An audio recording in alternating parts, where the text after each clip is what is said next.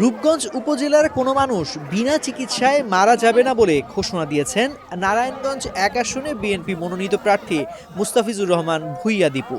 ভুলতা এলাকায় private hospital, clinic ও diagnostic অ্যাসোসিয়েশনের উদ্যোগে দিনব্যাপী ফ্রি স্বাস্থ্যসেবা ক্যাম্পে প্রধান অতিথির বক্তৃতায় তিনি এসব কথা বলেন। আমি একটি কথা বলি যে রূপগঞ্জের প্রথম অঙ্গীকার ছিল যে আমরা রূপগঞ্জকে রূপ দিয়ে ভরতে চাই। যে রূপগঞ্জে রূপটা চলে গেছিল এই রূপটাকে আমরা ফেরত আনতে চাই।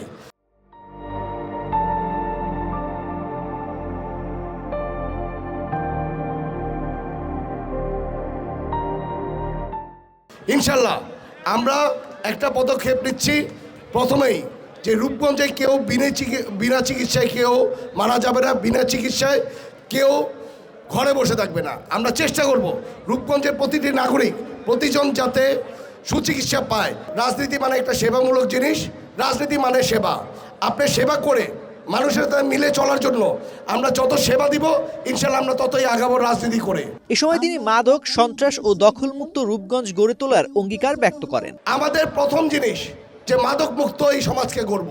এর জন্য আমাদের দেশনায়ক তারেক রহমান সাহেব নারায়ণগঞ্জে এসে বলে গেছে যে 20টা স্পটের ভিতর নারায়ণগঞ্জে 20টা স্পট উনি আইডেন্টিফাই করেছে। আমি জানি রূপগঞ্জে বেশ কয়েকটা আইডেন্টিফাই উনি করতে পেরেছে। ওনার দ্বারা আমাদের রূপগঞ্জটাকে আমরা মাদক মুক্ত করব, কারণ মাদক মুক্ত হলেই আমাদের সন্ত্রাস অনেকটা কমে যাবে ইনশাল্লাহ। আজকে রূপগঞ্জের আপনি বিভিন্ন খাল বলেন, যেই খাল আমাদের রাষ্ট্রপতি জিয়াউর রহমান সাহেব খালগুলি কেটে গেছে, বিভিন্ন বিত্তশালী বিভিন্ন মানুষ এই খালগুলিকে দখল করে ফেলেছে, যেটার জন্য রূপগঞ্জের বিভিন্ন জায়গায় পানিবন্দী হয়ে যাচ্ছি আমরা।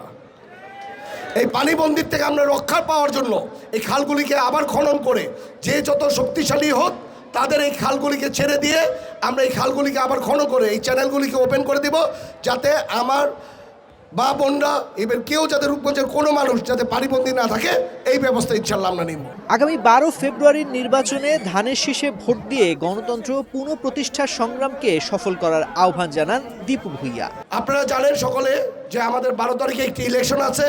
যে ইলেকশনে গণতন্ত্রের জন্য আমাদের অনেক বাচ্চারা যাদের আমাদের সন্তান, আমার সন্তান, আপনাদের সন্তান, বাংলাদেশের সন্তান বলতেই আমরা বুঝি হলো আমাদের সন্তান।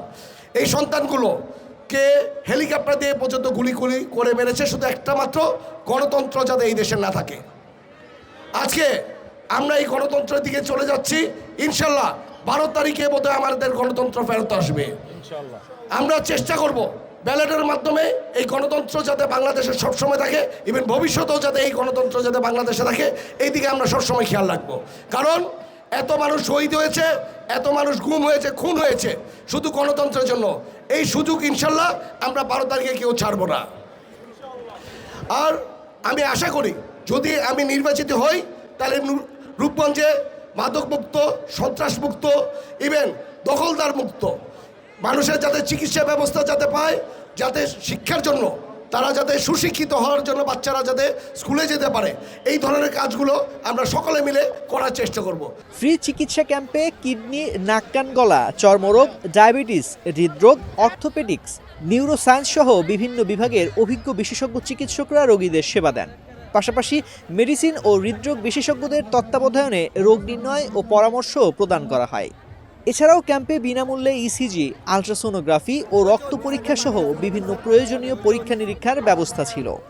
চিকিৎসা শেষে রোগীদের মাঝে ফ্রি ঔষধ বিতরণ করা হয়, যা উপস্থিত রোগীদের জন্য বিশেষভাবে সহায়ক ভূমিকা রাখে। বিনা খরচে চিকিৎসা সেবার এমন উদ্যোগকে সাধুবাদ জানান এলাকার মানুষ।